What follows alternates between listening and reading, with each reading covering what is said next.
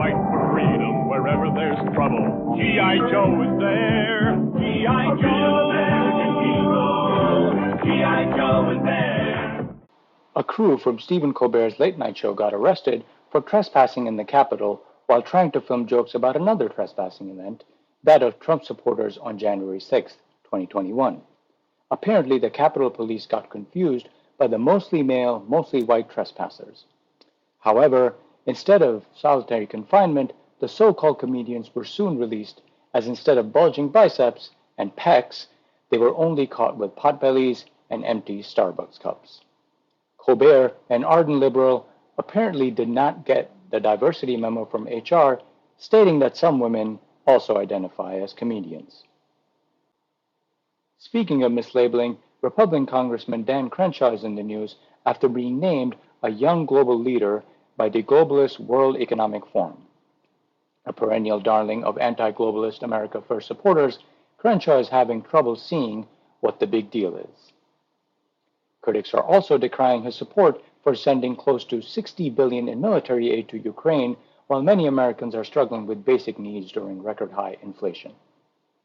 Ukrainian President Zelensky is a fan, however, and rumored to be considering adding a matching green patch to further boost his street cred as a tough guy president ready to keep fighting until every single Ukrainian building has been turned into a rubble hut.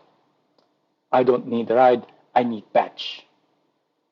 Meanwhile, the Russian ruble and stock market are outperforming their pre-war highs, proving that presidents who ride bare-chested on horses are not to be messed with.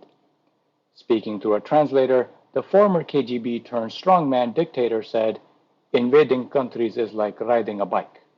When US have Democrat president, it all comes back to me." But don't ask President Biden to ride a bike. He recently fell off his road bike while trying to greet supporters in Delaware. Fortunately for Joe, he was not injured in the incident. The agonizing cackles of Vice President Kamala Harris, who's next in line should anything happen to stumbling Joe, were heard all the way from Washington, D.C. She blamed Joe's survival on his white privilege benefiting him once again.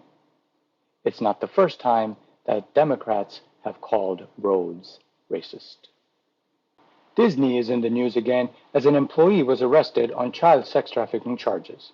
This after internal employee discussions of grooming children in LGBT ideology were leaked, and a lesbian kiss in the kids' movie Buzz Lightyear got the movie banned in several Muslim countries. It's not like we're about to go into space anytime soon, so no issue with banning the movie there.